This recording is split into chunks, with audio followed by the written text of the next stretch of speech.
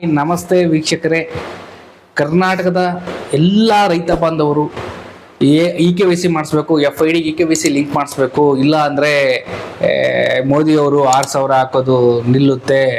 So ಮತ್ತು ಎಲ್ಲ ಸವಲತ್ತುಗಳು, ಬೆಳೆ ವಿಮೆ ಇರ್ಬೋದು, ಬೆಳೆ ಪರಿಹಾರದ್ದಿರ್ಬೋದು, ತಾಟ್ಪಲ್ ಇರ್ಬೋದು, ರಸಗೊಬ್ಬರಗಳಿರ್ಬೋದು, ಆಮೇಲೆ ಬೀಜಗಳಿರ್ಬೋದು, ಎಲ್ಲ ಸವಲತ್ತುಗಳನ್ನು ಪಡೆಯೋದ್ರಿಂದ ವಂಚಿತರಾಗ್ತೀವಿ ಅಂತ ಹೇಳಿ ಎಲ್ಲ ರೈತ ಬಾಂಧವರು ಕೂಡ ಇ-ಕೆ-ವೈ-ಸಿ ಮಾಡಿಸೋದಕ್ಕೆ ಕಂಪ್ಯೂಟರ್ ಸೆಂಟರ್ಗಳಿಗೆ ಮುಗೆ ಬಿದ್ದು ಅವರಿಗೆ ಗಾಬರಿ ಆಗಿ ಕಂಪ್ಯೂಟರ್ ಸೆಂಟರ್ನು ಗಾಬರಿ ಮಾಡ್ತಾಯಿದ್ರು. ಸೊ ಆ ಥರದ ಆತಂಕ ಬೇಡ. ಏಕೆ ಅಂದರೆ 5ನೇ ತಾರೀಕುವರೆಗೂ ಕೂಡ ಗಡುವು ಇದೆ.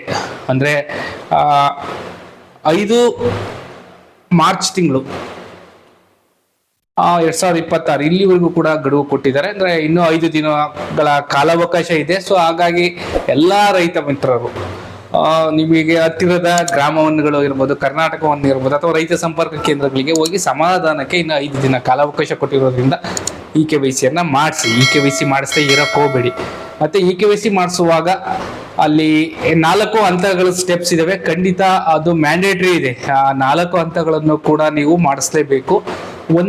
ಮೊದಲನೇ ಹಂತದಲ್ಲಿ ಮೊಬೈಲ್ ನಂಬರ್, ನೀವು FIDಗೆ ಹಿಂದೆ ಕೊಟ್ಟಿರ್ತಕ್ಕಂತಹ ಮೊಬೈಲ್ ನಂಬರು ಯಾವುದೋ ತಪ್ಪಾಗಿರ್ಬೋದು, ಅಥವಾ ಯಾವುದೋ ಇನ್ನೊಂದು ಅರ್ಜೆಂಟಿಗೆ ಯಾವುದೋ ಬೇರೆಯವರ ನಿಮ್ಮ ಮೊಬೈಲ್ ಇರೋದ ಕಾರಣ ಬೇರೆಯವ್ರ ಮೊಬೈಲ್ ನಂಬರ್ ಕೊಟ್ಟಿರ್ಬೋದು. ಅಂಥವರೆಲ್ಲ ಈಗ ನಿಮ್ಮದೇ ಆದಂತಹ ಮೊಬೈಲ್ ನಂಬರನ್ನು ಬದಲಾವಣೆ ಮಾಡೋದಕ್ಕೆ ಅವಕಾಶ ಕೊಟ್ಟಿದ್ದಾರೆ. ನಂತರ ಎರಡನೇದಾಗಿ ಬಂದರೆ ಇ-ಕೆ-ವೈ-ಸಿ ಅಂದರೆ ಈಗ ಆಲ್ರೆಡಿ ಗೊತ್ತಿರುತ್ತೆ ನಿಮಗೆ. ನಿಮ್ಮ ಇನ್ಫಾರ್ಮೇಷನನ್ನು ತೆಗೆದುಕೊಂಡ್ತಕ್ಕಂಥ ನೋ ಯುವರ್ ಇನ್ಫಾರ್ಮೇಷನ್ ಅಂತ ಇರುತ್ತೆ.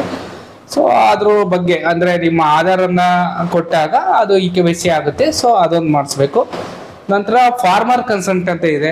ಸೊ ಇದು ಅತಿ ಮುಖ್ಯವಾಗಿರ್ತಕ್ಕಂಥದ್ದು. ಫಾರ್ಮರ್ ಕನ್ಸೆಂಟ್ ನೀವು ಕೊಡಲೇಬೇಕು. ಅಂದರೆ ಎಲ್ಲ ರೈತ ಬಾಂಧವರು ನಿಮ್ಮ ಆಧಾರ್ ಕಾರ್ಡ್ ಇರುತ್ತಲ್ಲ, ನಿಮ್ಮ ಆಧಾರ್ ಕಾರ್ಡನ್ನು ಈ ರೈತ ಸಂಪರ್ಕ ಇಲಾಖೆಯೊಂದಿಗೆ ಅಂದರೆ FID ಒಂದಿಗೆ, ಫ್ರೂಟ್ ID ಯೊಂದಿಗೆ ನಿಮ್ಮ ಆಧಾರ್ ಕಾರ್ಡನ್ನು ಅವರು ಸರ್ಕಾರದವರು ಉಪಯೋಗಿಸಬಹುದು ಅಂತ ಸಹಮತಿ ಕೊಡ್ತಕ್ಕಂಥದ್ದು, ಕನ್ಸೆಂಟ್ ಕೊಡ್ತಕ್ಕಂಥದ್ದು, ಇದನ್ನ ಕೂಡ ಮಾಡಿಸ್ಲೇಬೇಕು. ಇಲ್ಲಿ ಇ-ಸೈನ್ ಅಂತ ಒಂದು ನೆಕ್ಸ್ಟ್ ಆಪ್ಷನ್ ಇರುತ್ತೆ ಅದ್ರ ಒಳಗಡೆ. ಸೊ ಇ-ಸೈನ್ ಅಂದರೆ ನಿಮಗೆ ಗೊತ್ತಿರುತ್ತೆ, ನಿಮ್ಮ ಆಧಾರ್ ಕಾರ್ಡಲ್ಲಿ ಏನು ಹೆಸರು ಇದೆಯೋ ಅದೇ ರೀತಿಯಲ್ಲಿ ನಿಮ್ಮ FIDಯಲ್ಲೂ ಕೂಡ ಹೆಸರಿರಬೇಕು. ಹೆಸರೇನಾದರೂ ಬದಲಾವಣೆ ಆಗಿದ್ದ ಪಕ್ಷದಲ್ಲಿ ಅದು ಫಾರ್ಮರ್ ಕನ್ಸೆಂಟ್ ಆಗೋದಿಲ್ಲ, ಅಂದರೆ ಇ-ಸೈನ್ ಆಗೋದಿಲ್ಲ. ಸೊ ಅವಾಗ ನಿಮಗೆ ಹೆಸರನ್ನ ಬದಲಾವಣೆ ಮಾಡ್ಕೊಂಬನ್ನಿ ಅಂತ ಆಪ್ರೇಟರ್ಸ್ಗಳು ಹೇಳ್ತಾರೆ. ಸೊ ಅದನ್ನು ನೀವು ಬದಲಾವಣೆ ಮಾಡಿಕೊಂಡು ನಂತರ ಫಾರ್ಮರ್ ಕನ್ಸಲ್ಟೇಷನನ್ನು ಮಾಡಿಸ್ಕೊಳ್ಳಿ. ಸೊ ಯಾರ್ದೆಲ್ಲ ಹೆಸರುಗಳು ಸೇಮ್ ಇರುತ್ತೆ ಅವ್ರಿಗೆ ಯಾವುದೇ ಸಮಸ್ಯೆ ಇಲ್ಲ. ಸೊ ಅವ್ರದ್ದು ನೀಟಾಗಿ ಇ-ಸೈನ್ ಆಗುತ್ತೆ ಮತ್ತು ಫಾರ್ಮರ್ ಕನ್ಸೆಂಟ್ ಕೂಡ ಅದು ಕ್ಲಿಯರ್ ಆಗುತ್ತೆ. ನಂತರದಲ್ಲಿ ಬಂದರೆ ನೆಕ್ಸ್ಟ್ ಲ್ಯಾಂಡ್ ಡಿಕ್ಲರೇಷನ್ ಅಂತ ಇದೆ. ಸೊ ಲ್ಯಾಂಡ್ ಡಿಕ್ಲರೇಷನ್ ಅಂದರೆ ಏನಪ್ಪ ಅಂದರೆ, ನಿಮ್ಮ ಉದಾಹರಣೆ ರಾಜಣ್ಣ ಅಂತ ಇರ್ತಾರೆ, ಅಥವಾ ಯಾವುದೋ ರಮೇಶ್ ಅನ್ನೋರ ಹೆಸರಲ್ಲಿ ಸುಮಾರು ಒಂದು 2 ಎಕರೆನೋ 3 ಎಕರೆನೋ ಜಮೀನು ಪಾಣಿ ಇರುತ್ತೆ. ಅದು FIDಯಲ್ಲಿ ಲಿಂಕ್ ಆಗಿರುತ್ತೆ. ಸೊ ಇನ್ನೂ ಒಂದು ಎಕರೆನೋ ಅರ್ಧ ಎಕರೆನೋ ಅಥವಾ ಇನ್ನೊಂದು 3 ಎಕರೆನೋ ಅವರು ಹೆಸರು ಇರ್ತಕ್ಕಂಥ ಜಮೀನು ಲಿಂಕ್ ಮಾಡದೇ ಇದ್ದಲ್ಲಿ, ಅಥವಾ FIDಗೆ ಸೇರ್ಪಡೆ ಮಾಡದೇ ಇದ್ದ ಪಕ್ಷದಲ್ಲಿ ಅವರು ಲ್ಯಾಂಡ್ ಡಿಕ್ಲರೇಷನ್ ಕೊಡೋ ಅವಶ್ಯಕತೆ ಇಲ್ಲ. ಸೊ ಅವರು ಅದನ್ನು ಸೇರ್ಪಡೆ ಮಾಡಿಸಿ, ನಿಮ್ಮ ರೈತ ಸಂಪರ್ಕ ಕೇಂದ್ರ ಇರ್ಬೋದು, ತೋಟಗಾರಿಕೆ ಇಲಾಖೆ ಇರ್ಬೋದು, ನೀವು ಎಲ್ಲಿ ಸೇರ್ಪಡೆ ಮಾಡಿಸ್ಬೇಕು ಅಂತ ಇದೆಯಾ ಅಲ್ಲಿಗೆ ಹೋಗಿ ಇನ್ನು ಉಳಿದಂತಹ ಏನು ನಿಮ್ಮ ಪಾಲಿಗೆ ಬರಬೇಕು ಆ ಜಮೀನು ಸೇರ್ಪಡೆ ಮಾಡದೇ ಇದ್ದ ಪಕ್ಷದಲ್ಲಿ ದಯವಿಟ್ಟು ಸೇರ್ಪಡೆಯನ್ನು ಮಾಡಿ. ಸೇರ್ಪಡೆ ಮಾಡಲಿಲ್ಲ ಅಂದರೆ ಮತ್ತೆ ಕಷ್ಟ ಆಗುತ್ತೆ ಮುಂದಿನ ದಿನಗಳಲ್ಲಿ. ಸೊ ಹಾಗಾಗಿ ಸೇರ್ಪಡೆ ಮಾಡಿ. ಎಲ್ಲ ಕರೆಕ್ಟ್ ಇದೆಯಪ್ಪ, ನಂದು ಯಾವುದು ಜಮೀನು ಸೇರಿಸೋದಿಲ್ಲ, ನಂದು ಇದುವರೆಗೂ ಇರೋದು ಕರೆಕ್ಟ್ ಇದೆ, ಮುಂದೆ ಯಾವುದು ಸೇರಿಸೋ ಅವಶ್ಯಕತೆ ಇಲ್ಲ ಅನ್ನೋರು ಲ್ಯಾಂಡ್ ಡಿಕ್ಲರೇಷನ್ನ ಕೊಡಲೇಬೇಕು. ಸೊ ಆ ಲ್ಯಾಂಡ್ ಡಿಕ್ಲರೇಷನನ್ನು ಕೂಡ ಕ್ಲಿಯರ್ ಮಾಡ್ಕೊಳ್ಳಿ. ಈ ರೀತಿಯಲ್ಲಿ ಈ ಆದಿಯಲ್ಲಿ ನೀವು ಇ-ಕೆ-ವೈ-ಸಿ ಪ್ರೊಸೆಸ್ ಇರುತ್ತೆ ಸ್ನೇಹಿತರೆ. ಸೊ ಯಾರೆಲ್ಲ FID ಹೊಂದಿದ್ದೀರೋ, ಯಾರೆಲ್ಲ ಜಮೀನುಗಳನ್ನು ಹೊಂದಿದ್ದೀರೋ ಇದನ್ನು ಕಂಪ್ಲೀಟ್ ಮಾಡಿದರೆ ನೀವು ಮುಂದಿನ ದಿನಗಳಲ್ಲಿ ಪ್ರತಿಯೊಂದು ಸೌಲಭ್ಯಗಳನ್ನು, ಬೆಳೆ ವಿಮೆ, ಸಾಲ ಸೌಲಭ್ಯ, ಇನ್ಯಾವುದೋ ಒಂದು ಸಬ್ಸಿಡಿ ಸ್ಕೀಮ್ ಇರ್ಬೋದು, ಅಥವಾ PM ಕಿಸಾನ್ ಯೋಜನೆ ಅಡಿ ಸಿಗ್ತಕ್ಕಂಥ ಸೆಂಟ್ರಲ್ ಗೌರ್ಮೆಂಟ್ ಹಣಕಾಸು ಇರ್ಬೋದು, ಎಲ್ಲದನ್ನೂ ನೀವು ಉಪಯೋಗಿಸ್ಕೊಳ್ಬಹುದು, ಅಂದರೆ ಅದರ ಸೌಲಭ್ಯವನ್ನು ಪಡೆದುಕೊಳ್ಬೋದು. ಸೊ ಈ ರೀತಿಯಾಗಿ ಇರುತ್ತೆ. ಸೊ ಹಾಗಾಗಿ ಯಾರೇ ಇರಲಿ ರೈತ ಬಾಂಧವರು ಆತಂಕ ಪಡಬೇಡಿ.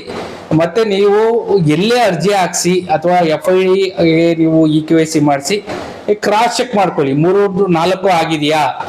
ಸುಮ್ಮನೆ ಏನ್ ಮಾಡ್ತಾರೆ ಅಂದ್ರೆ ಕೆಲವರು ಆತರದಲ್ಲಿ ಟೈಮ್ ಇಲ್ಲ ಅಂತ ಹೇಳಿ ಎಲ್ಲರೂ ಅಲ್ಲ. ಸೊ ಕೆಲವರು KYC ಪ್ರೊಸೆಸ್ ಅದು ಕೇವಲ 2 ನಿಮಿಷದಲ್ಲಿ ಮುಗಿದೋಗುತ್ತೆ. 2 3 ನಿಮಿಷದಲ್ಲಿ ಆ KYC ಮಾಡಿ ಆಯ್ತು ಅಂತ ಫೋಟೋ ಹೊಡೆದು ಕಳಿಸ್ಬಿಡ್ತಾರೆ. ಸೊ ಅದರಲ್ಲಿ ಇನ್ನೂ 2 ಸ್ಟೆಪ್ ಇರುತ್ತೆ. ಸೊ ಅದನ್ನ ನೀವು ಕ್ಲಿಯರ್ ಕಟ್ ಆಗಿ ಮಾಡಿಸಿಲ್ಲ ಅಂದ್ರೆ ಅದಕ್ಕೆ ನೀವು ರೈತರ ಹೊಣೆಗಾರ ಆಗ್ತೀರಾ. ಸೊ ಹಾಗಾಗಿ ದಯವಿಟ್ಟು ಎಲ್ಲರೂ ರೈತರುಗಳು ಸಮಾಧಾನಕ್ಕೆ ನಿಮಗೆ ಗೊತ್ತಿರ್ತಕ್ಕಂಥ, ನಿಮಗೆ ನಂಬಿಕೆ ಇರ್ತಕ್ಕಂಥ ಕಂಪ್ಯೂಟರ್ ಸೆಂಟರ್ಗಳಿಗೆ ಹೋಗಿ ನಿಮ್ಮ KYC ಪ್ರೊಸೆಸ್ಸನ್ನು ಕಂಪ್ಲೀಟ್ ಮಾಡ್ಕೊಳ್ಳಿ ಅಂತ ಹೇಳ್ತಾ ಈ ವಿಡಿಯೋನ ಮುಗಿಸ್ತಾ ಇದ್ದೀನಿ ಸ್ನೇಹಿತರೆ.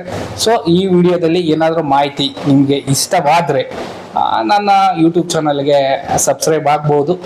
ಮತ್ತು ಮುಂದಿನ ದಿನಗಳಲ್ಲಿ ಇಂಥದೇ ಮಾಹಿತಿಯನ್ನು ತೆಗೆದುಕೊಂಡು ನಿಮ್ಮ ಮುಂದೆ ಬರ್ತೀನಿ ಸ್ನೇಹಿತರೆ.